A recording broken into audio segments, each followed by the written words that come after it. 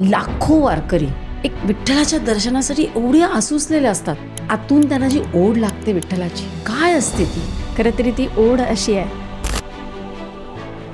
मी असं ऐकलंय की ते एकमेकांना माऊलीच म्हणतात. अखंड वर्षभरातला सगळ्यात मोठा भक्तीचा उत्सव जर कुठला असेल तर तो पंढरीची वारी आहे. वारीमध्ये चालताना एकमेकांना सहज धक्का जरी लागला तरी माऊली म्हणून पुढं जाते.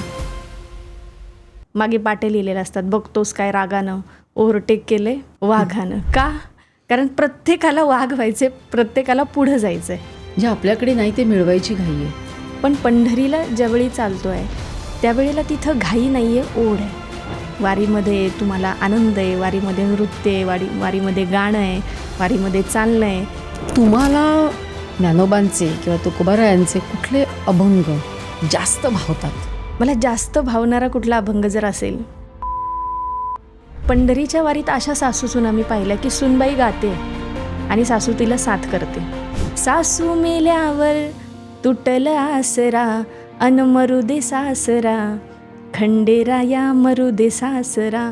सासू म्हणजे तिरस्काराची भावना आहे, सासरा म्हणजे आमच्यातला अहंकार आहे. हे सगळे जे षड्रिपू माणसाला चिकटलेले आहेत ते बाजूला व्हावेत. एखाद्या वारकऱ्याला एखाद्या व्यसनी व्यक्तीनं विचारलं वारीला गेल्यानंतर काय मिळतं, तो म्हणतो काही नाही, आनंद मिळतो. तो त्याच्याकडे बघून हसायला लागला. म्हटलं हसायला काय झालं, मी सांगितलं तुला की आनंद मिळतो. तर म्हटलं नाही, मला हसू या गोष्टीचं आलं की रोज मासिक पाळी वगैरे जर वारीमध्ये आलीच, गावाकडं विटाळ मानला जातो. महिलांना जर विचारलं वारीतल्या तर त्या म्हणतात इथं नाही. खरा वारकरी कोण आहे हे ओळखण्यासाठी लंडनवरून वारी येते, विंडसरमधून वारी निघाली आहे जी अनेक देशांचा प्रवास करून पंढरपुरात येते. तरुणांनी वारीमध्ये सहभागी व्हावं असं म्हणायची आवश्यकता नाही. आजची पिढी या सगळ्या गोष्टींकडे पुन्हा येऊ लागली. महिला कीर्तनकार म्हणून खेड्यापाड्यांमध्ये काय समजुती आहेत? तर आमच्या मंदिरामध्ये ह्या सप्ताहामध्ये महिलेचं कीर्तन घ्यायचं नाही. हां, तुम्ही शरीरानं आणि मनानं तिथं जाता तेव्हा कुठे देवाची भेट होते. वारीत का जायचं असं जर कुणी विचारलं तर मी एका शब्दात उत्तर देईल,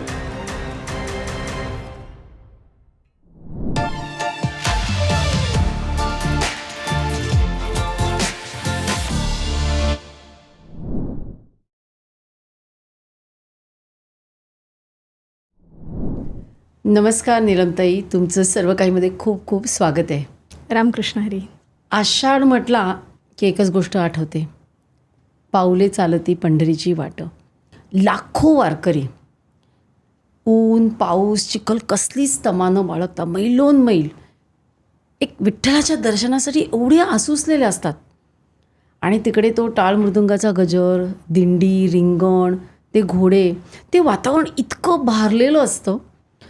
तर ही जी एक अंतरीची ओढ आहे, वर्षानुवर्ष चालत आलेली परंपरा आहे वारकऱ्यांची की प्रत्येक वर्षी त्याच वेळेला गेलंच पाहिजे. तर ही जी आतून त्यांना जी ओढ लागते विठ्ठलाची, काय असते ती? पंढरीच्या पांडुरंगाला भेटण्याची ओढ ही शब्दांमध्ये व्यक्त करण्याच्या पलीकडची आहे. खरं तरी ती ओढ अशी आहे की पंढरीशी जारे आल्यानो संसारा, दिनाचा सोयरा पांडुरंग असं संतांनी का म्हणून ठेवले त्याची प्रचिती येते. लहान मोठा गरीब श्रीमंत असा कुठलाही भेद तिथं असत नाही. तिथं फक्त आणि फक्त माणूस वारकरी म्हणून जातो. तिथं येण्यासाठी कुठलंही कंपल्शन नाही आहे की तुम्ही वारकरी आहात म्हणजे तुमच्या गळ्यात माळ असलीच पाहिजे. माळकरीही वारीला जातो, ज्याच्या गळ्यात माळ नाही तो सुद्धा वारकरी असतो. बाकी संप्रदायामध्ये माळ स्मरणी म्हणून वापरली जाते, पण वारकरी संप्रदायामध्ये ते गळ्यात धारण केली जाते. चालताना तुम्ही तुमच्या गळा माळ असो नसो, पण चालताना घाई नाही आहे तिथे ओढ आहे. आता ही ओढ कशी आहे? पांडुरंगाला भेटण्याची. त्याला तिथं भेटण्याची ओढ आहेच, पण आपण बाकी देवांकडे गेल्यानंतर काहीतरी मागतो की असं असं होऊ दे, चांगलं होऊ दे, तसं होऊ दे. पण ज्यावेळी पंढरपूरच्या दिशेनं पावलं चालत असतात तेव्हा त्याच्याकडं काहीच मागायचं नसतं, फक्त त्याचं दर्शन व्हावं ही ओढ असते.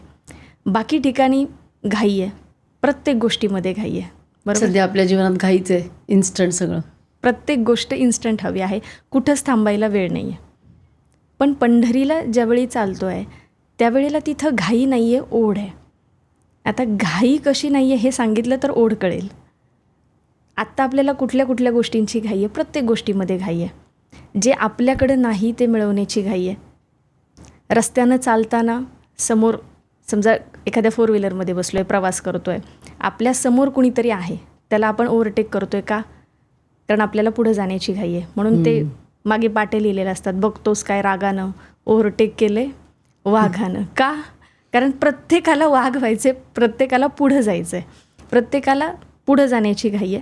लौकिक अर्थानेही मोठं होण्याची घाई आहे. म्हणजे जे माझ्याकडं नाही, माझ्याकडे 2 मजले 4 मजले कसे होईल, 10 लाखाची गाडी ती 20 लाखाची कशी होईल, त्या अर्थानेही मोठं होण्याची घाई आहे. एखादीचे केस लांब असतील तर तिला शॉर्ट हेअरकट करायची घाई आहे. जिचे छोटे आहेत तिला लांब कसे होतील त्याची घाई आहे. प्रत्येकाला कुठल्या ना कुठल्या तरी गोष्टीची घाई आहे. ज्याचं वजन जास्त आहे त्याला कमी करायची घाई आहे, ज्याचं कमी आहे त्याला वाढवायची घाई आहे. जे आपल्याकडे नाही ते मिळवायची घाई आहे. एवढंच नाही, जो जीव जन्मालाच आला नाही त्याला डोळे भरून बघायची आई बापाला घाई आहे, तो गर्भात असताना. पण एखादा व्हेंटिलेटरवर असेल, कृत्रिम श्वासावर असेल, तर लोक म्हणतात त्याला उतरवा, खाली जायचं असेल तर जाऊ देत, कशाला विनाकारण हॉस्पिटलचे बिल वाढवते. म्हणजे जो जाण्याच्या मार्गावर आहे त्याला निरोप देण्याची सुद्धा आम्हाला घाई आहे. बाकी लोकांबद्दल काय बोलायचं, आपल्यालाही आता हे शूट कंप्लीट करायचं आहे आणि पुढचं शूट घ्यायचं आहे. प्रत्येक गोष्टीची आम्हाला घाई आहे. परंतु पंढरीच्या वाटेनं चालताना ही घाई नसते, ती ओढ असते. आणि ती ओढ काय देते तर समाधान देते, ती ओढ सुख देते, ती ओढ आनंद देते. त्या ओढीमध्ये संवादही होतो, त्या ओढीमध्ये संपर्क होतो, त्या ओढीमध्ये सहवास मिळतो. आणि जे आजच्या काळात आउटसोर्स करता येणार नाही त्या गोष्टी तिथं अनुभवता येतात. म्हणून पंढरीची ओढ त्या वारीत चालल्यानंतर कळतं आहे. ती पावलं चालतात तेव्हा त्यांना कळतं की काय ती ओढ. तर ही झाली भक्ताला भगवंताची लागलेली ओढ. पण विठ्ठलाला सुद्धा ओढ असेल ना, की कधी माझी मुलं, कधी माझे वारकरी येऊन मला भेटतात. आत्म्याला परमात्म्याची, तशीच परमात्म्याला पण आत्म्याची ओढ असतेच ना. हो, देवाला आपल्यापेक्षाही कदाचित जास्त ओढ असेल. म्हणून वारीत ज्या वेळेला मी गेले तेव्हा सगळ्या महिला वारकरी ज्या संध्याकाळी कीर्तन जेवण वगैरे सगळं आटोपल्यानंतर निवांत बसायच्या, त्यांच्याकडून मी काही ओव्या ऐकल्या. विठ्ठलाला किती ओढ आहे तर विठ्ठल काय म्हणतो, रखुमाईला म्हणतोय. खरं तर विठू माझा लेकुर वाळा, संगे गोपाळांचा मेळा. रखुमाईसुद्धा रुसायची त्याच्यावर की तो फक्त आणि फक्त भक्तांचाच विचार करतो. मग रखुमाई रुसलेली आहे. जुने एक कीर्तनकार आहेत गोविंद स्वामी नावाचे, त्यांनी गोड रचना केली होती. नाट्यमयरित्या रखुमाईच्या मनात काय ते त्यांनी उलगडलेले. ते म्हणतात की सावळ्या हरी ऐकूया तरी काय झालं रुसायला, अन रखुमाई रुसली कोपऱ्यात बसली चला जाऊ पुसायला. एवढी रागवली आहे. रखुमाई म्हणते फुगवून गाल, भक्तांच्या चालीवर तुमचा हाताल, त्या भक्तां घरी काय ठेवलंय हो उठसुट घुसायला, अन रखुमाई रुसली कोपऱ्यात बसली चला जाऊ पुसायला. एवढी रागवली आहे. सगळ्यात जास्त राग तिचा कुणावर असेल तर तो जनाबाईवर आहे. कारण जनाबाईंना देव सगळी काही कामं करू लागायचे, इतका भक्तांवर त्यांचा जीव असतो आहे. आणि मग म्हणून रागवली. सगळ्यात जास्त राग जनाबाईवर. कोणती मेली जनिकावनी, तिची कशी केली वेणी फणी, अन दळण कांडण करून गेला लुगडी धुवायला, अन रखुमाई रुसली कोपऱ्यात बसली चला जाऊ पुसायला. एवढा रागवतो. एवढी रागवली आहे रखुमाई देवावर. का? कारण त्याला फक्त भक्तांचा लळा आहे. आणि जुन्या जात्यावरच्या ओव्या किंवा निवांत बसलेल्या आहेत महिला वारकरी, त्यांच्याकडून ऐकलेल्या 1-2 ओव्या अशा आहेत. त्याला एवढी घाई आहे. जसे जसे वारकरी पंढरपूरच्या दिशेनं यायला लागलेत आणि पांडुरंगाला ओढ लागली आहे आणि देव रखुमाईसोबत बोलत आहेत आणि रखुमाईला म्हणतात, इठल देव म्हणे दे ग रखुमाई बंडी. बंडी म्हणजे काय? शर्ट. इठल देव म्हणे दे ग रखुमाई बंडी, ज्ञानोबा तुकोबांच्या दिंड्या आल्या राऊळाच्या तोंडी. त्याला एवढी घाई लागली. घाईघाईनं तो शर्ट दे, ती बंडी दे. का? तर मला त्यांना भेटायला जायचं आहे. इठल देव म्हणे दे ग रखुमाई गडवा, टाळ मृदुंग घेऊन जातो दिंडीला अडवा. इतकी ओढ आहे. आणि त्या पंढरपूरला जायला फार काही लागत नाही. पंढरीला जायला काही नाही लागायतं. जुनी ओवी आहे. पंढरीला जायला काही नाही लागायतं, माझ्या ग विठ्ठलाला माळ बुक्क्याची आगायतं. फक्त माळ आणि बुक्का बस चालतं. पण हे सगळं असताना अंतकरणामध्ये तुमचा भाव शुद्ध पाहिजे. तुम्ही वरवर सगळा छान वारकरी पोशाख वगैरे धारण केला आहे आणि चालताय, पण तुमचं मन जर संसारामध्ये रमलं असेल तर तुम्हाला त्याची भेट होणार नाही.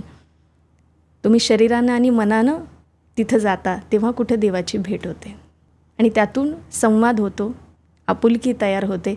आणि हा संवाद सासूसुनांचाही होतो, हा संवाद मायलेकरांचाही होतो, नवी नाती जोडली जातात.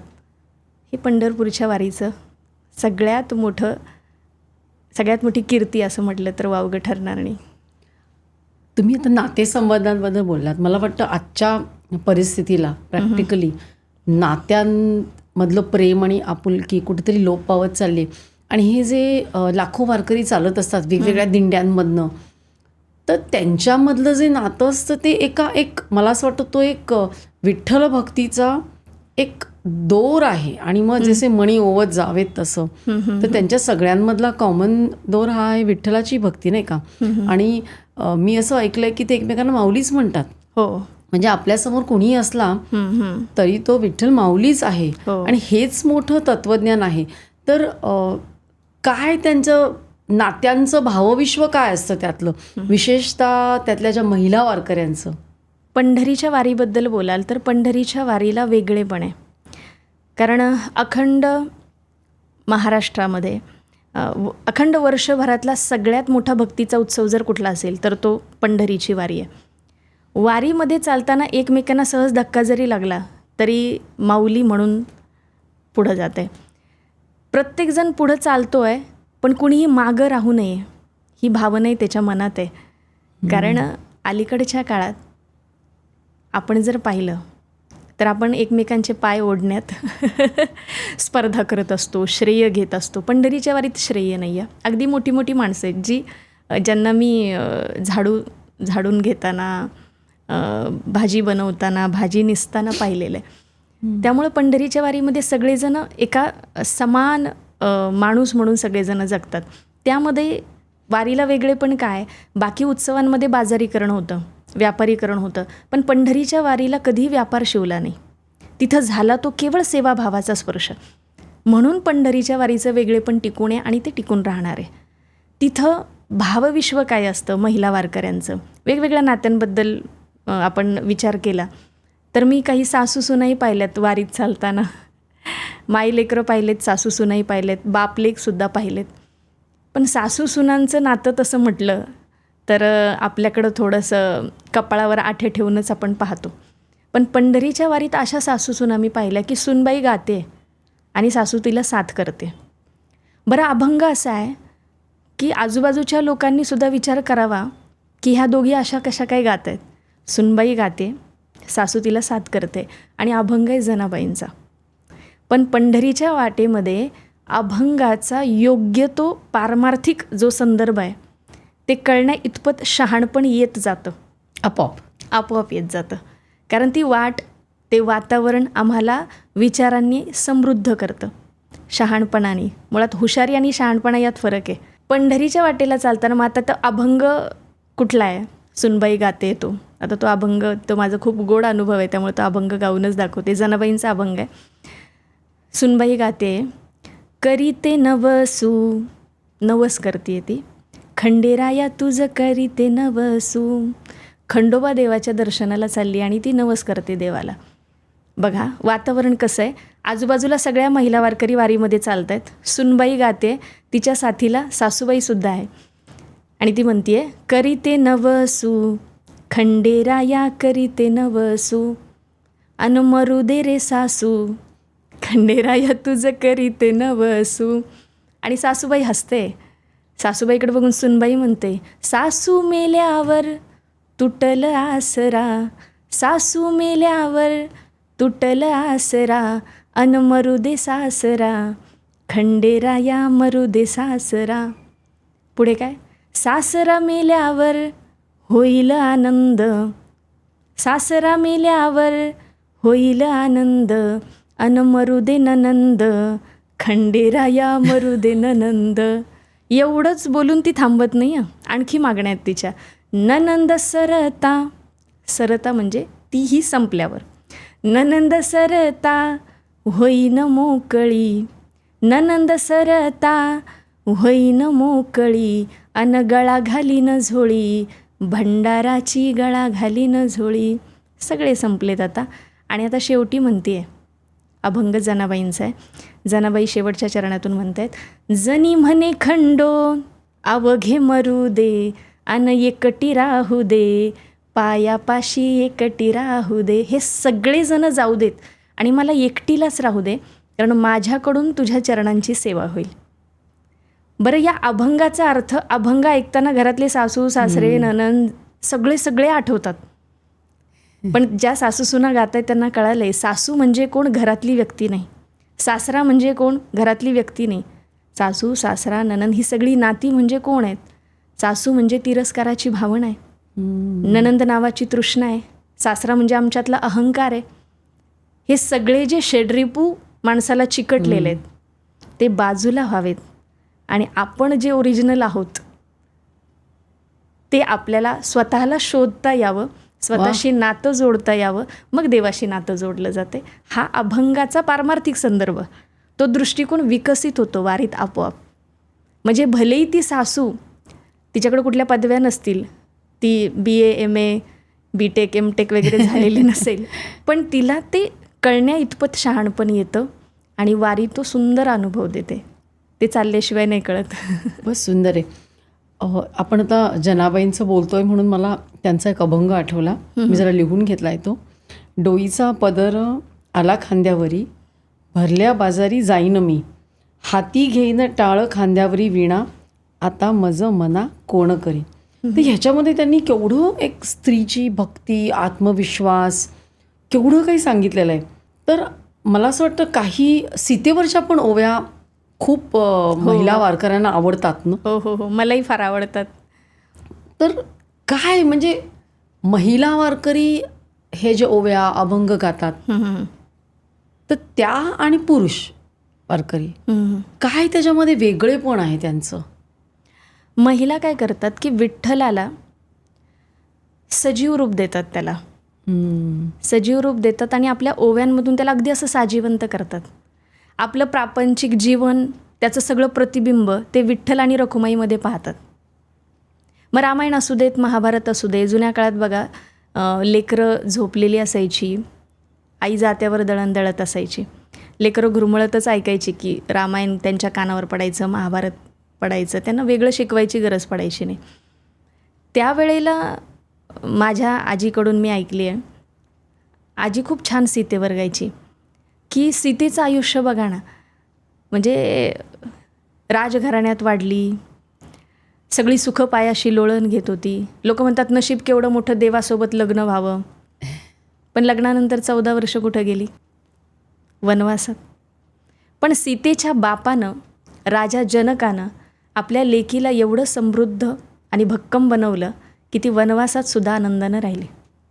आजच्या काळात आपल्या लेकींना आपण स्वतःच्या पायावर उभं राहायला शिकवलं पाहिजे. आपल्या लेकींना मानसिकदृष्ट्या, शारीरिकदृष्ट्या सक्षम बनवलं पाहिजे. हे सीतेच्या ओव्यांमधून कळतं.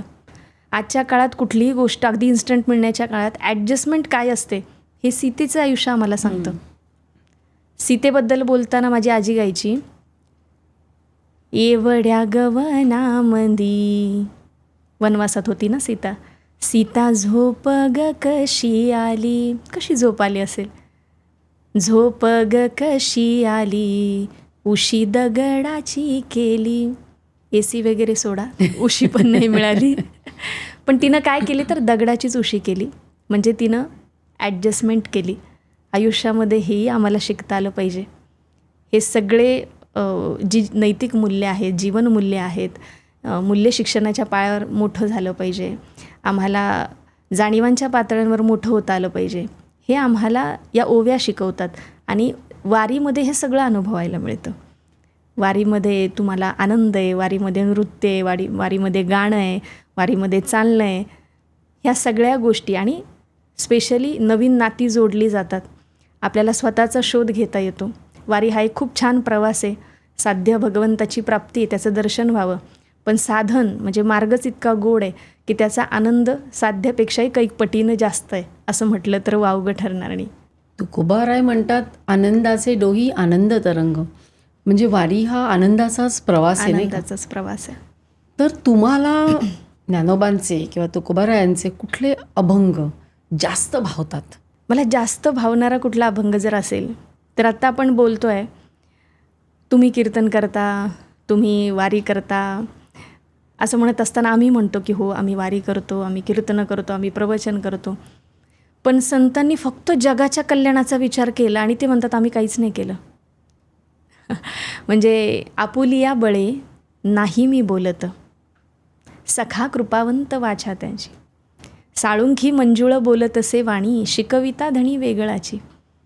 कायम्या पामरे बोलावे उत्तरे, परी विश्वंबरे बोलाविले. म्हणजे आपण सगळं करताय तरीही त्यामध्ये मी काहीच केलं नाही असं म्हणणार आहेत. आपल्याकडं छोट्या छोट्या गोष्टींचे आपण श्रेय घेत असतो. संत फक्त जगाच्या कल्याणाचा विचार करत आहेत. पसायदान पाठणे असा एकही माणूस महाराष्ट्रात सापडणार नाही. प्रत्येकाचं पाठ आहे. ज्या जगानं दुःखच दिलं त्या जगासाठी चांगलंच मागतायत. जे खळांची व्यंकटी सांड, तया सत्कर्मी रती वाढो. माऊली म्हणतात जे खळ आहेत, जे वाईट आहेत, खळ म्हणजे वाईट, त्यांच्याबद्दल त्यांना संपवा असं ते म्हणत नाही आहेत. त्यांची व्यंकटी सांडो म्हणजे त्यांच्यातला वाकडेपणा जाऊ देत आणि त्यांच्या ठिकाणी काय येऊ देत तर सत्कर्माला रती वाढो म्हणजे गती येऊ देत. फक्त जगाच्या कल्याणासाठी मागणारे कोण आहेत तर संत आहेत. आणि म्हणून ते म्हणतात, करीतो कवित्व म्हणाल जे कोणी, नव्हे माझी वाणी पदरीची. हे मागणं संतांचं आहे. कुणासाठी तर जगाच्या कल्याणासाठी. आपण छोट्या छोट्या गोष्टींचं श्रेय घेतो. एखाद्याच्या मुलीचं चांगलं झालं, लग्न जुळलं. गावाकडं मी नेहमी उदाहरण देत असते. तिच्या माहेरकडच्या कुठल्या तरी व्यक्तीनं तिच्या सासरकडच्या व्यक्तीला भेटल्यानंतर कोणतरी म्हटलं की चांगलं झालं, याच्या मुलीचं चांगलं झालं, आमच्या गावातल्या चांगल्या घरात गेली, मुलीचं चांगलं झालं.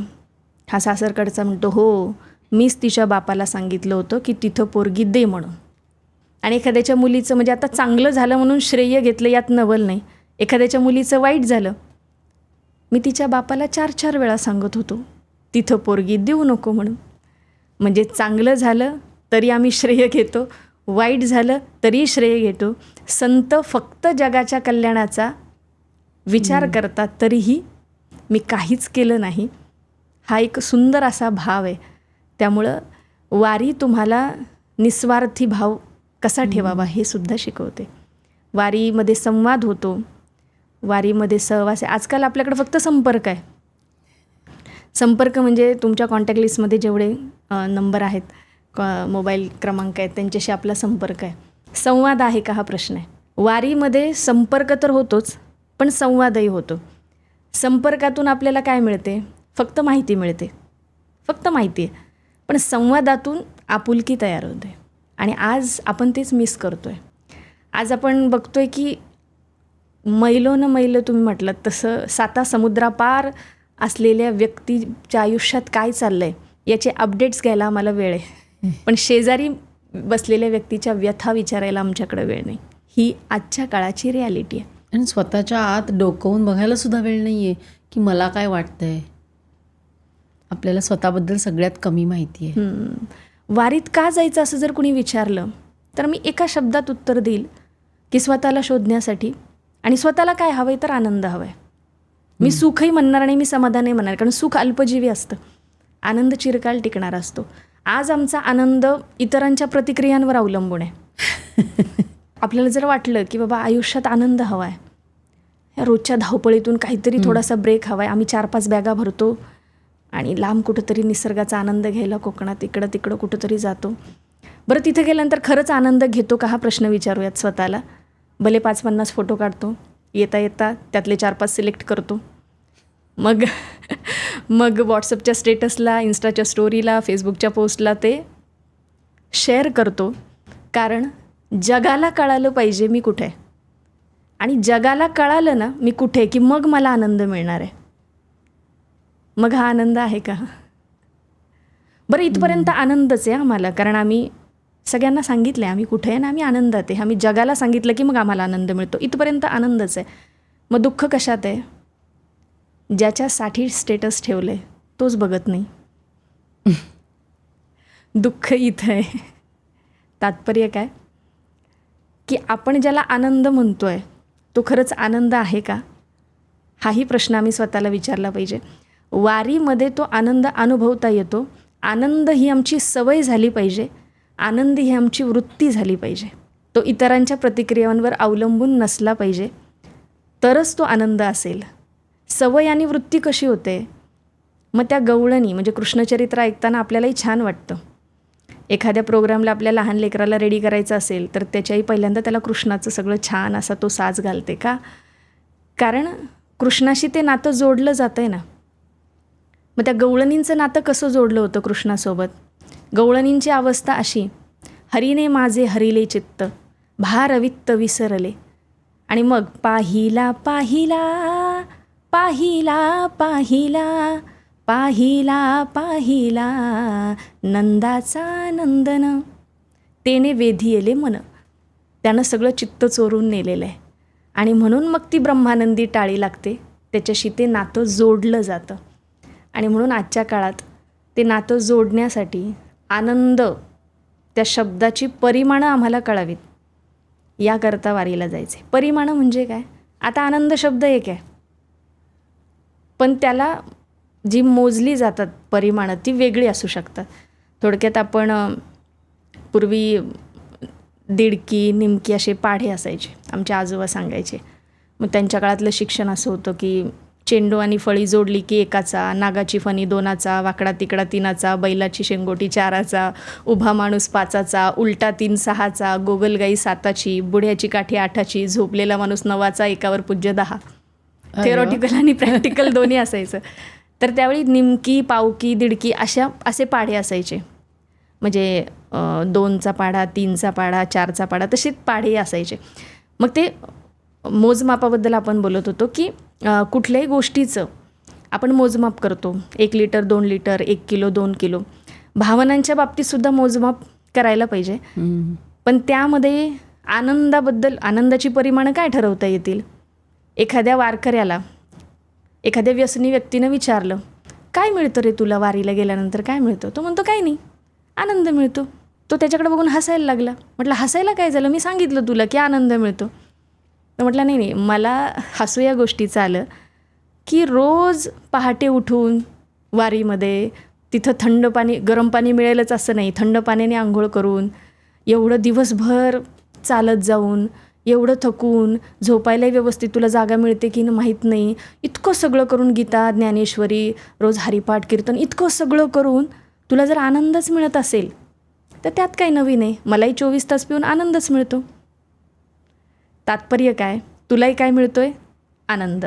मलाही काय मिळतोय? आनंद. त्या वारकऱ्यानं त्याला उत्तर दिलं आहे ते फार छान आहे. वारकरी म्हणतो आहे की तुला जो आनंद मिळतो आहे तो आनंद तुझाच विध्वंस कधी करेल तुला कळणार नाही. माझा आनंद मात्र मला आत्मविकासाची प्रेरणा देतो. तुझा आनंद क्षणिक स्वरूपाचा आहे, पण माझा आनंद चिरंतन स्वरूपाचा आहे.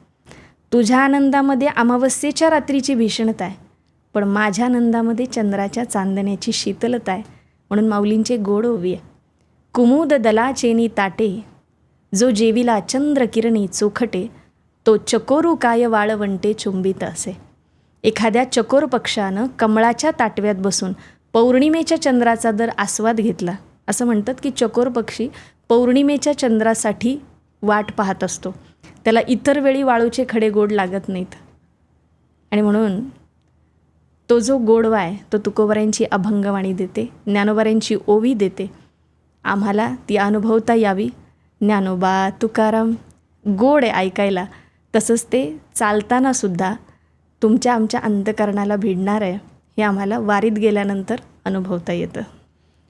नीलमताई, तुम्ही बोलताना ना असं वाटतं की ऐकतच राहावं. तुम्ही आहात कीर्तनकार, निरूपण करता, प्रवचन करता, तर ह्या सगळ्याचा अभ्यास करावा लागतो का, की लहानपणापासूनच तेच संस्कार होत गेले? खरं तर अभ्यास आपण आजन्म विद्यार्थीच असतो. लहानपणी 4 वर्षाची असेल, 3-4 वर्षाची, तेव्हापासून आजोबांसोबत भजनाला जायची गावाकडं मंदिरामध्ये. त्यामुळं आमचं विद्यापीठ कुठलं तर आमचं भजनी मंडळ गावचं, तेच आमचं विद्यापीठ. कुठलं गाव तुमचं? शेलपिंपळगाव माझं माहेर. तर बालपण माझं म्हणजे आळंदीपासून एक 10-12 किलोमीटरवर आहे. त्यामुळं बालपण माझं त्या वातावरणात गेलं, ग्रामीण भागात गेलं. काकड आरती ऐकताना गेलं, भोपाळ्या ऐकताना गेलं, नेमाचं भजन एकादशीला, शनिवारी संध्याकाळी मारुतीरायाच्या मंदिरामध्ये, या सगळ्या वातावरणामध्ये गेलं. त्यामुळं आवर्जून कीर्तनकार होण्यासाठी कुठं काही शिकायला जावं लागलं नाही, ते आपोआप मी शिकत गेले. म्हणजे लोक आळंदीला तीर्थक्षेत्र म्हणून जातात आणि तुमचं लहानपणच तिथे गेलं, म्हणजे तुम्ही त्या तीर्थक्षेत्रीच वाढलात. हो. आणि आम्ही आपण वारकरी पंढरीला जाताना पाहतो, आम्ही रोज एक वारकरी पाहायचो. कारण आळंदी पंचक्रोशीच्या आजूबाजूला आळंदीमध्ये जी मुलं वारकरी सांप्रदायिक कीर्तनाचं प्रवचनाचं शिक्षण घेतात, ती मुलं मधुकरीसाठी आळंदीच्या आजूबाजूच्या गावांमध्ये जातात. आमच्या गावात आम्हाला आठवत नाही, आमच्या आजोबांना आठवत नाही, त्या आधीपासून मधुकरीसाठी कुठल्याही संस्थेतला वारकरी येणार, तो प्रत्येक घरी त्याच्यासाठी शिदोरी प्रत्येकजण तयार करून ठेवणार. त्यामुळे रोज आम्हाला एक वारकरी दिसायचा. मधुकरी आणि शिदोरी म्हणजे काय, प्रेक्षकांना सांगा. मधुकरी म्हणजे जी मुलं आळंदीमध्ये शिक्षण घेतात, ती मुलं एक सेवा म्हणून स्वतः शेजारच्या गावी जाणार, प्रत्येक घरातून भाकरी आणि भाजी कलेक्ट करणार. सो भाकऱ्यांची अशी एक वेगळी कलेक्ट केलेली भाकरी, दुसऱ्या बाजूला एक भली मोठी किटली आणि त्याच्यामध्ये सगळ्या मिक्स भाज्या आहेत. असं म्हणतात की देवानंसुद्धा ज्यावेळी काला केला, म्हणजे वैकुंठी तो ऐसे नाही कवळ काही काल्याचे, सगळ्यांनी मिळून खाण्यात जो आनंद आहे तो एकट्यानं खाण्यात नाही. त्यामुळे ते सगळं जे घेऊन ती मुलं जायची, ती सगळी एकत्रित खायची, अशी प्रथा खूप वर्षापासून आहे. आणि मग लहानपणापासून आम्ही रोज घरी येणारा वारकरी पाहायचो. मग तो वारकरी कसा आहे, म्हणजे आजच्या काळातला वारकरी आणि त्या काळातला वारकरी, खरं तर कीर्तनकार आणि वारकरी या 2 वेगवेगळ्या गोष्टी आहेत असं मला बऱ्याचदा वाटतं. कारण वारकरी असणं म्हणजे काय, तर तो वारकरी आचार विचार ह्या गोष्टी जपणं आहे. बऱ्याचदा अलीकडच्या काळात कीर्तन म्हणजे स्टँडअप कॉमेडी वगैरे, स्टँडअप एक स्पिरिच्युअल स्टँडअप हो झालं. ते पूर्वी एखाद्या कीर्तनकाराला तारीख जर द्यायची म्हटलं तर लोक घरी जायचे. म्हणजे 2006 साली मी पहिलं कीर्तन केलं. माझ्या आजोबांचा मला वारसा, आमच्या गावाचा वारसा, त्यावेळेला लोक घरी यायचे तारीख घ्यायला. आणि मग घर कसं आहे, घरातली लोकं कशी आहेत, काय परंपरा, आणि मग तारीख द्यायचे. आता यूट्यूबवर नंबर शोधला जातो आणि तारीख दिली जाते. बरं, तारीखीच्या नंतर आणखी एक खूप चर्चा होते. मग विचारतात की तुम्ही मानधन किती घेता, त्यावर बरीचशी चर्चा होते. मग ते मानधन किती घेता, मग तिकडून थेट एखादा आकडा कानावर आला की मग लोक आता विचार करतात की यांना तारीख द्यायची का न द्यायची. पण आता पुन्हा तोच जो जुना काळ मी जगले तो काळ येणार आहे.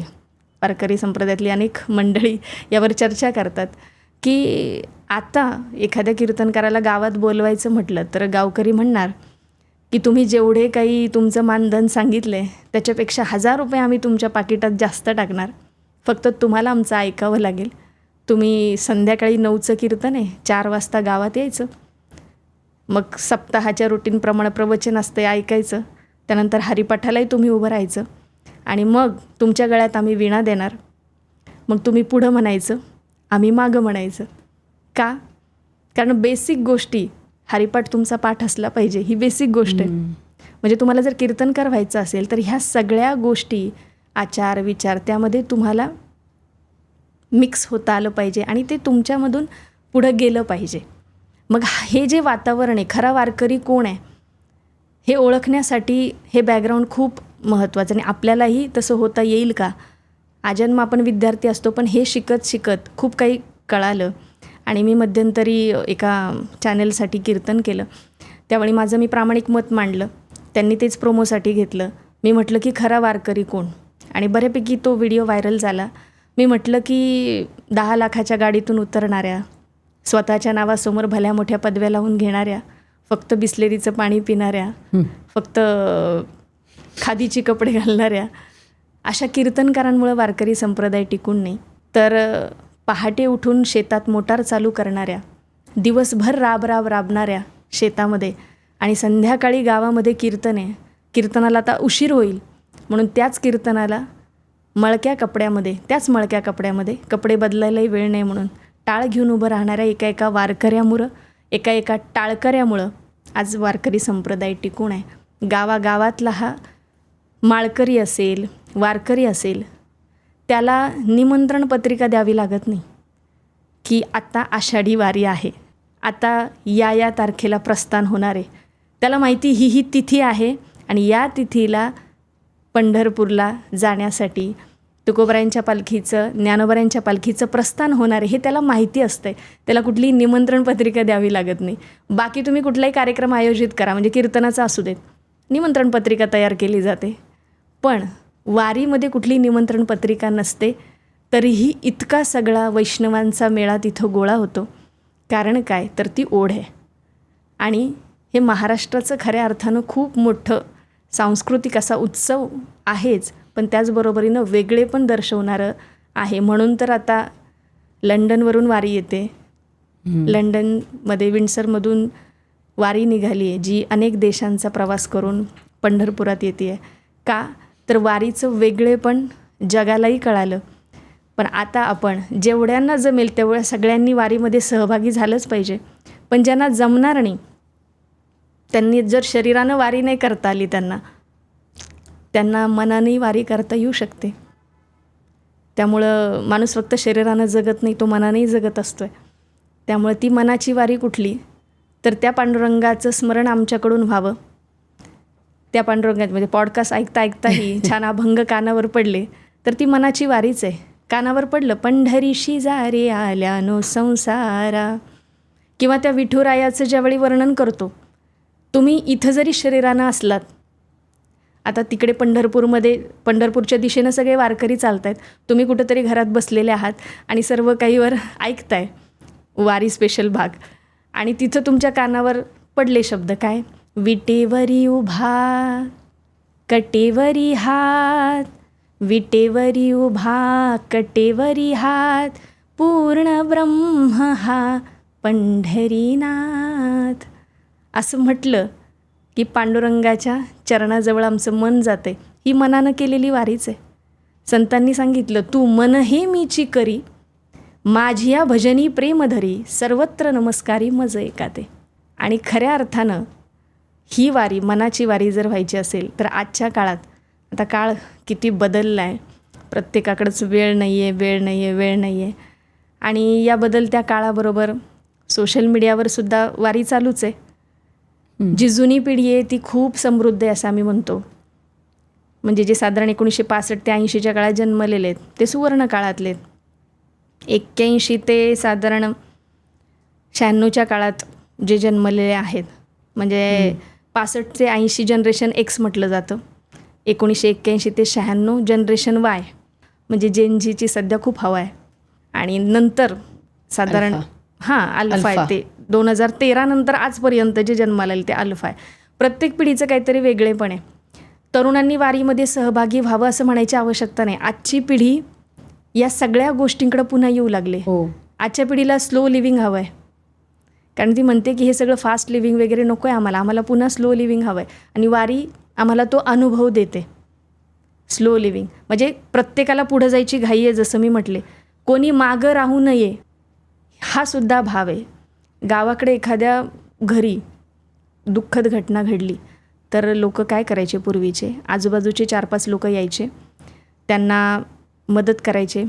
आणि जर पेरण्यांचा काळ असेल, आता आषाढ वगैरे म्हटलं की पेरण्यांचा हा काळ, त्या घरात दुःखद घटना घडली म्हणून त्याची पेरणी मागं राहू नये म्हणून आजूबाजूचे 4-5 लोक यायचे आणि त्यांची पेरणी करून द्यायचे. का तर त्या ती व्यक्ती मागं राहू नये, त्यांचं घर मागं राहू नये म्हणून. आता लोक गावाकडं असू दे, कुठलेही क्षेत्र असू दे, याचा विचार करतात की कधी एकदाचं त्याचं पडीक पडतंय, कधी एकदाचं तो विकायला काढतोय आणि कधी एकदाचा मी घेतोय. कारण स्पर्धा आहे. वारीमध्ये कोणी मागं राहू नये ही भावना आहे. आणि म्हणून वारी वेगळा अनुभव देते. एक महिला म्हणून तुम्ही जेव्हा कीर्तन करता तेव्हा काही असे वेगवेगळे अनुभव येत असतील ना, बरे वाईट? हो, ते सांगा ना. अनुभव खूप आहेत. अनुभवाबद्दल सांगायचं म्हणजे चांगले अनुभव जास्त आहेत, वाईट अनुभव थोडेफार आहेत. आणि बऱ्याचदा असं होतं की पॉझिटिव्ह जे विचार आहेत ते निगेटिव्ह विचारांवर विजय मिळवायला त्यांना थोडं कठीण जातं. निगेटिव्ह विचार पॉझिटिव्ह विचारांवर सहज विजय मिळवू शकतात. असे काही अनुभव आहेत, गोड आहेत. म्हणजे एका ठिकाणी कीर्तन होतं, 2019ची गोष्ट.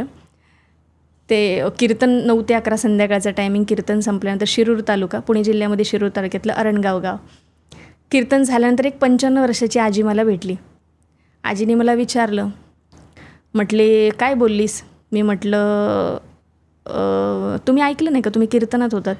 म्हटले नाही नाही, तू जे 55 मिनटं बोललीस, मी शेवटच्या तासाभरात कीर्तन ऐकलं म्हटली, ते मी 5 मिनटात सांगू शकते. म्हटलं कसं काय? तिनं मला जगण्याचं जे मर्म आहे ते 2-4 ओव्यामध्ये सांगितलं. आणि कुठली ओवी होती? ओवी खरं तर अशा बऱ्याचशा ओव्या आहेत. तिनं भावा बहिणीचं नातं जे होतं, म्हणजे मी भावा बहिणीच्या नात्यांवर थोडंसं बोलले. आजच्या काळात एक नातं तुटलं की किती नाती तुटतात. आणि खूप ठिकाणी भावा बहिणीची नाती तुटलेली पाहायला मिळतात. म्हणजे रक्षाबंधन आलं की आम्ही स्टेटस ठेवते, भरजरी ग पितांबर दिला फाडून, द्रौपदीसी बंधू शोभे नारायण.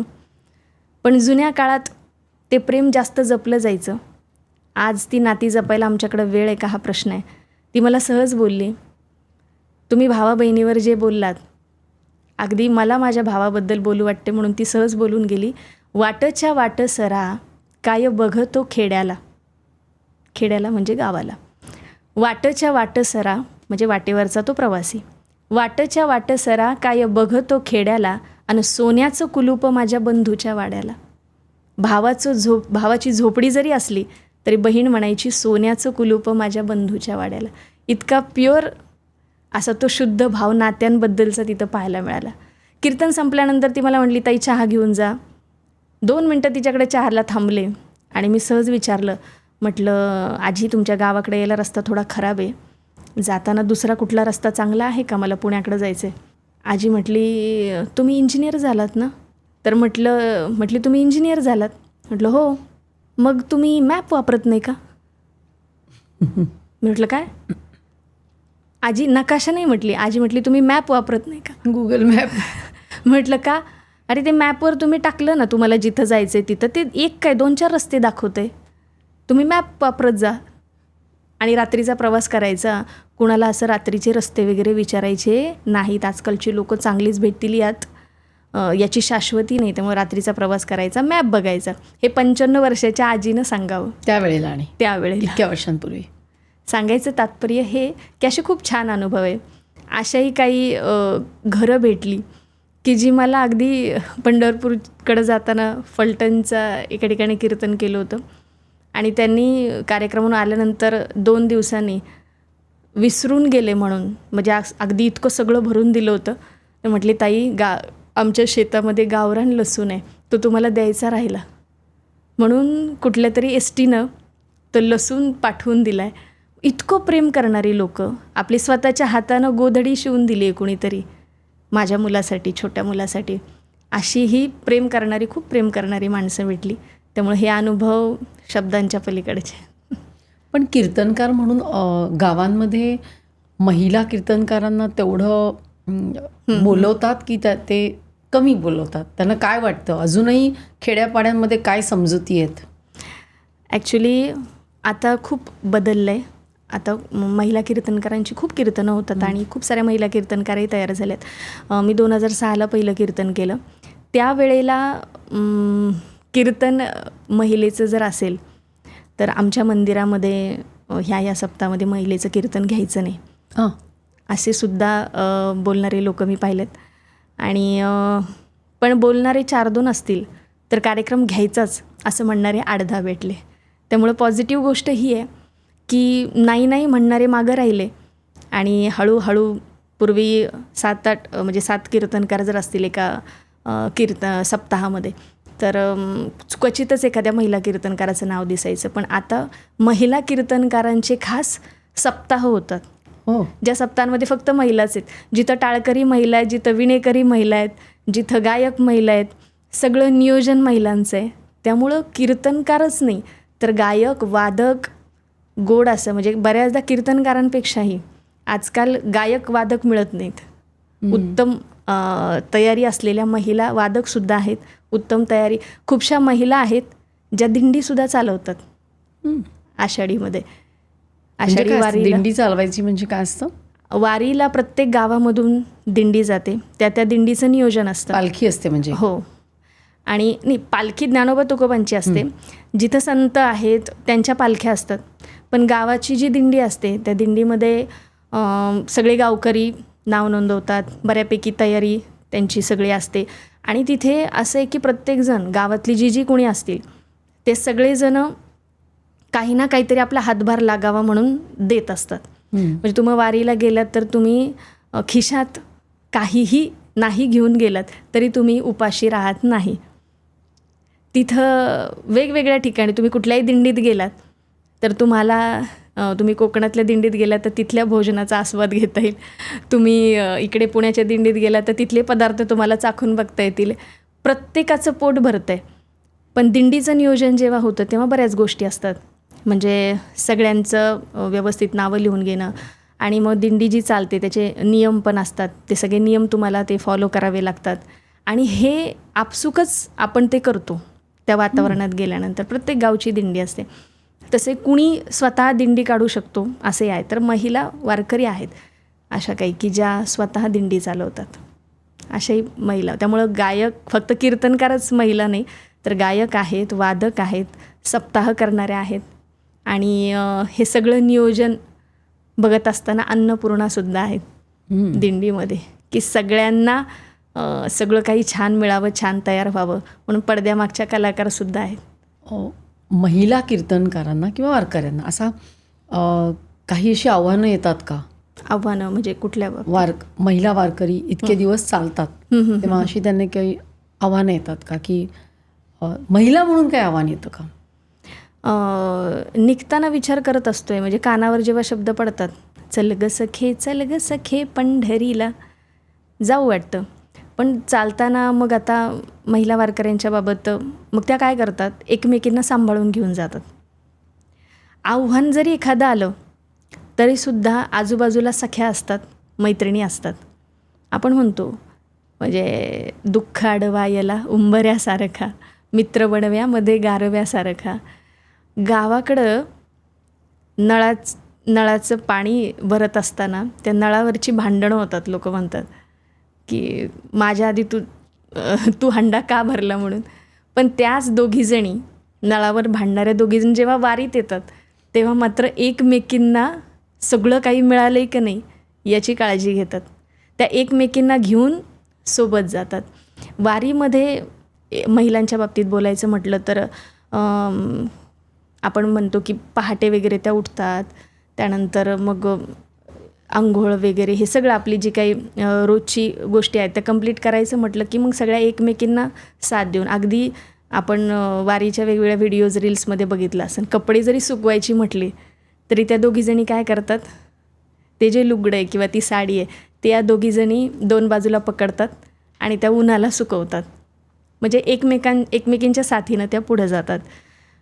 तसं म्हटलं तर मासिक पाळी वगैरे याची चर्चा फार कमी होते.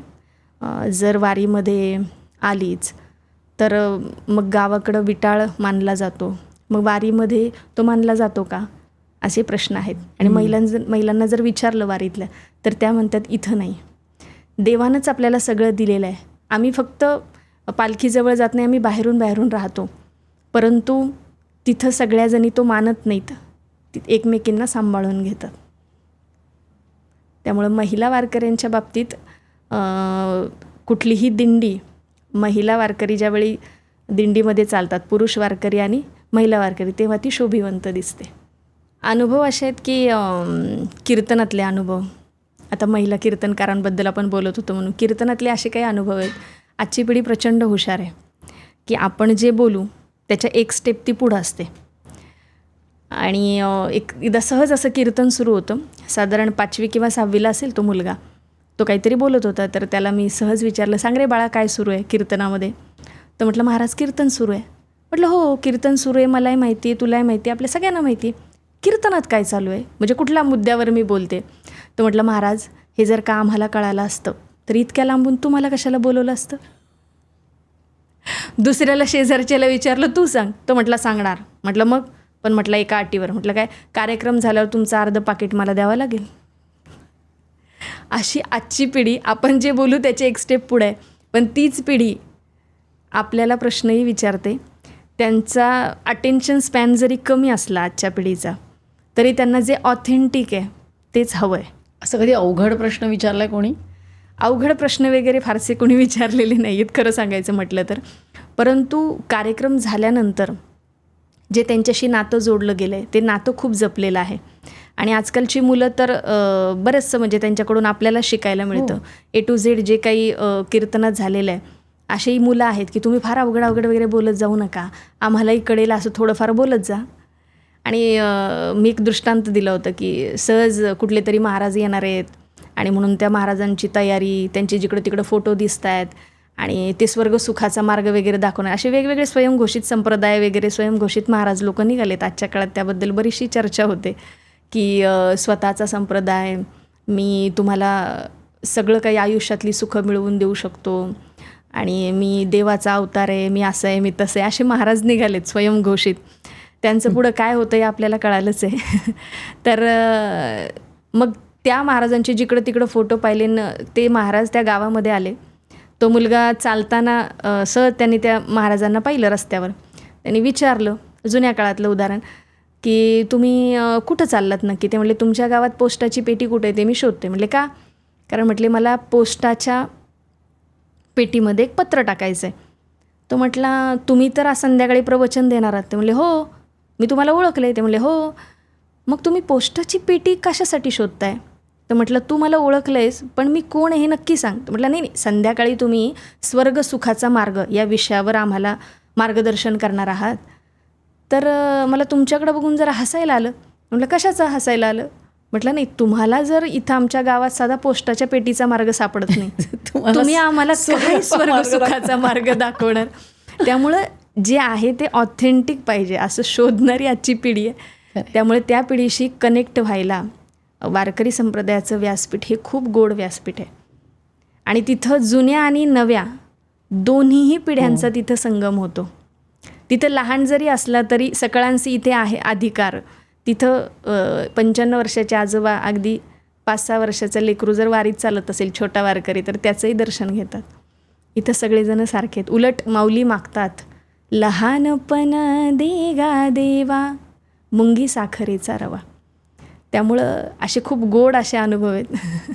असेही काही मी पाहिले लोक की महिला कीर्तनकार आहात, त्यामुळं इथे तुम्हाला परवानगी नाही, किंवा त्यांचं कीर्तन गावामध्ये आपल्या आयोजित केले, स्वतः भजन म्हणणार आहेत पण गावात महिला कीर्तनकार कीर्तनासाठी बोलवलेत म्हणून मी कीर्तनाला जाणार नाही, असं म्हणणारे 15 वर्षापूर्वी पाहिलेले लोक आज तेच कीर्तनाच्या तारखा घेण्यासाठी कॉल करतात. त्यामुळे एक चांगला बदल झाला आहे असं वाटतं. निगेटिव्हकडून पॉझिटिव्हकडे महिलांच्या बाबतीत पाहण्याचा दृष्टिकोन खूप बदललेला आहे आणि खूप चांगल्या महिला कीर्तनकार आहेत, ज्या चिंतनशील म्हणजे चिंतन मांडतात, अभ्यास करतात. डॉक्टर आहेत, काही इंजिनियर आहेत, ॲडव्होकेट आहेत, वेगवेगळ्या क्षेत्रात आहेत ज्याच्या त्याच्या, पण आवडीने भावे हरिनाम घेसी या क्षेत्राकडे वळतात. कारण हे क्षेत्र काय तर आपलं देवाशी नातं जोडण्याचं हे क्षेत्र आहे. कारण बऱ्याचदा काय होतं की आपलं स्वतःशी बोलायचंच राहून जाते. ज्ञानोबारांनी आम्हाला सांगितलं की आपुला आपण पेया विसरू जो धनंजया तेची रूपयया अज्ञानासी. म्हणजे स्वतःला विसर पडला असेल तर ते अज्ञान आहे आणि स्वतःशी तुम्ही बोलत असाल तर ते ज्ञान आहे. आपण एखाद्या प्रवासात निघालो तर पूर्वी शेजारी प्रवासात कुणी बसले तर एकमेकांशी लोक बोलायची, कुठं चाललात, गाव काय, नाव काय, आडनाव काय, उतरताना कळायचं हा आपलाच लांबचा कुठला तरी नातेवाईक आहे. आता शेजारी कुणी बसलं तर लोक बघत पण नाहीत. चुकून बघितलं त्याच्याही कानात इयरफोन आहे, त्याच्या हातात मोबाईल आहे, तो त्याच्या व्हर्च्युअल जगामध्ये छान आहे, आनंदी आहे. पण आजच्या काळामध्ये याच्या पलीकडं जाऊन स्वतःशी बोलायला आम्हाला वेळ काढता आला पाहिजे. आजचा सूर्योदय बघण्याची संधी आम्हाला देवानं दिली म्हणून रोज देवाचे आभारच मानता आले पाहिजेत. हा एक समृद्ध विचार या क्षेत्रातून मिळतो. तसे कीर्तनाच्या बाबतीतले अनुभव बरेचसे आहेत, पॉझिटिव्ह, निगेटिव्ह. तुम्ही जर कुठल्या व्याख्याताचं व्याख्यान आयोजित केलं तर लोक नावं बघतात कोण आहे, पण कीर्तन आहे म्हटलं की कोण कीर्तनकार आहे हे बघत नाहीत, कीर्तनाला जाऊन बसतात.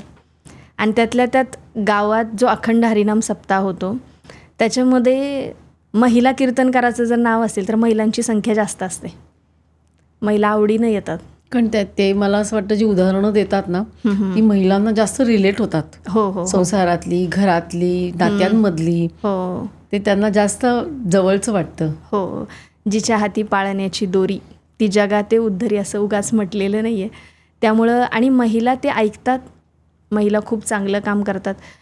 मी असं एक मध्यंतरी उपक्रम केला होता की एक पर्यावरणाच्या संदर्भानं काम करणारी संस्था होती, तर ते म्हटलं होते की आम्हाला लक्ष्मी तरू नावाचा जो वृक्ष आहे तो चांगला वृक्ष आहे आणि तो आम्ही त्याचं संवर्धन करतो, तर आम्हाला वेगवेगळ्या कार्यक्रमातून तो द्यायचा आहे. मग पारायण करणाऱ्या महिलांच्या सगळ्यांच्या नावांच्या छान चिठ्ठ्या केल्या आणि मी प्रत्येक कीर्तनामध्ये तो एक वृक्ष घेऊन जायची. अरे वा. आणि मग त्यामध्ये ते सगळ्या प्रत्येकीचं नाव लिहून जी चिठ्ठी पडेल, जिचं नाव येईल तिला तो वृक्ष द्यायची. पण तो वृक्ष देताना मी सांगायचे की तुम्ही जर ते झाड वाढवणार असाल तरच तुम्ही ते घ्यायला पुढे या, अन्यथा ते दुसऱ्याला दिलं जाईल. मी अशी उदाहरणं पाहिली की 4-5 वर्षानंतर ते झाड वाढवलेलं आहे, त्यासाठी आवर्जून कॉल केलेला आहे की ताई तुम्ही ते झाड बघायला या. म्हणजे जे शाश्वत आहे ते सुद्धा आपल्याला कीर्तनाच्या माध्यमातून देता येतं, जे सृजनशील आहे, जे शाश्वत आहे, असे समृद्ध विचार खरं तर संतांनी आपल्याला दिलेले आहेत. खरं आहे, संतांनी इतकं काही लिहून ठेवले की जे कितीतरी शेकडो वर्षानंतर ते अजूनही तितकंच चपखल आहे. आपण कसं जगलं पाहिजे, आपण कसं वागलं पाहिजे, म्हणजे त्या काळात त्यांनी लिहिलेलं अजूनही जर आपण त्याप्रमाणे वागलो तर तुम्ही म्हणता तसं स्वतःबद्दल तर ओळख होईलच, पण अजूनही ते विचार पुढे जाण्यासाठी आजच्या काळात उपयोगी पडतात. त्यामुळे कीर्तन मला असं वाटतं जे जुनं आपलं संस्कृती आहे, आपलं जी संतांनी आपल्याला जे शिकवण दिलेली आहे ती आजच्या पिढीपर्यंत पोचवणं ह्याच्यामधला एक दुवा आहे. आणि त्यांना कळेल अशा भाषेत सांगणं, थोडेसे रेफरन्सेस देणं, ते त्यांना पाहिजे त्या भाषेत त्यांना समजेल असं सांगणं, हे मला असं वाटतं की तुमचं खूप मोठं योगदान आहे असं मला वाटतं. एखादी जात्यावर दळण दळणारी सासूरवाशीण स्त्री असेल, तिला जात्यावरच्या ओव्या गाऊनही सांगितलं. एखादा तत्त्वज्ञानाचा अभ्यासक असेल, त्याच्या परिभाषेमध्ये त्यांना सांगितलं. म्हणजे आचार्य अत्रे म्हणून गेले होते की ज्ञानेश्वर माऊली हा महाराष्ट्राचा श्वास आहे, तर तुकोबराया निश्वास. तुम्ही मराठी मातीतून, मराठी भाषेतून, मराठी संस्कृतीतून ज्ञानोबा तुकोबा जर वजा केले तर काहीच राहणार नाही. खरं ते म्हणतात माहेर फक्त स्त्रीला असतं असं नाही, पुरुषांनाही माहेर असतं. पंढरपूरकडे जाण्याची ओढ म्हणजे काय, तर माहेराला जाण्याची ओढ आहे. त्यामुळं ज्ञानोबा तुकोबांच्या बाबतीत ज्या वेळेला म्हणजे आता स्त्रीनं किती ओव्या गायल्या, आता आपण महिला आहोत त्यामुळे महिला वारकऱ्यांबद्दल, महिला कीर्तनकारांबद्दल थोडंसं अधिकचं बोललो. महिलाच फक्त ओव्या गातात असं नाही, पुरुष संतांनी ओव्या गायल्या आणि त्या विठ्ठलाला माहेर, त्यांचं माहेर आहे असं म्हणून साजिवंत रूप दिलं. तुकोबऱ्यांचा अभंग आहे, पहिली माझी ओवी ग ओवीन जगत्र, गायीन पवित्र पांडुरंग, दुसरी माझी ओवी ग दुजे नाही कोठे, जनिवनी भेटे पांडुरंग. जात्यावर दळण दळता दळता महिला आपलं माहेरचं मोठेपण सांगतात आणि जेव्हा ते दळण संपत येतं तेव्हा माहेरची सगळ्यात महत्त्वाची जी गोष्ट आहे ती शेवटची ओवी सांगतात. तसे तुकोबऱ्या वर्णन करतायत. आता पुरुष संत आहेत पण त्यांचं माहेर काय, पंढरी. ते म्हणतात, नववी माझी ओवी ग सरले दळण, अन चुकले मरण संसारीचे, दहावी माझी ओवी ग दहा उतारा, न यावे संसारा तू का म्हणे. तुकोबरायांना पंढरी माहेर वाटावं आपल्याला वाटावं यात काही नवल, पुरुषांनाही ते पुरुषांना. माहेर वाटावं, किती सुंदर. इतकं गोड आहे, इतकं त्याला ते रूप दिले साजिवंत असलेलं. नीलमताई, तुम्ही इकडे आलात आणि म्हणजे फक्त वारीच नव्हे तर महिला वारकरी, त्यांचं भावविश्व, त्यांचं जीवन आणि एकंदरच ज्ञानोबा तुकारायांचं एक त्यांचं जे एक योगदान आहे आपल्याला, त्याबद्दल इतकं सुंदर सांगितलं. गोड अशा आवाजात तुम्ही ओव्या म्हटल्यात. तुम्ही इकडे आलात त्याबद्दल खूप खूप धन्यवाद. थँक्यू. रामकृष्ण हरी. तर प्रेक्षको, आजचा एपिसोड वारीबद्दल होता, वारकरी संप्रदायाबद्दल होता आणि त्याचबरोबर कीर्तन हे आजच्या जगामध्ये सुद्धा कसं रेलेवंट आहे ते सांगणार होता. हा एपिसोड जास्तीत जास्त लोकांपर्यंत शेअर करा, लाईक करा आणि सबस्क्राईब करायला विसरू नका. पुन्हा भेटूया पुढच्या वेळी असाच एखादा छानसा विषय घेऊन, अशाच एखाद्या छानशा गेस्टबरोबर सर्व काहीमध्ये.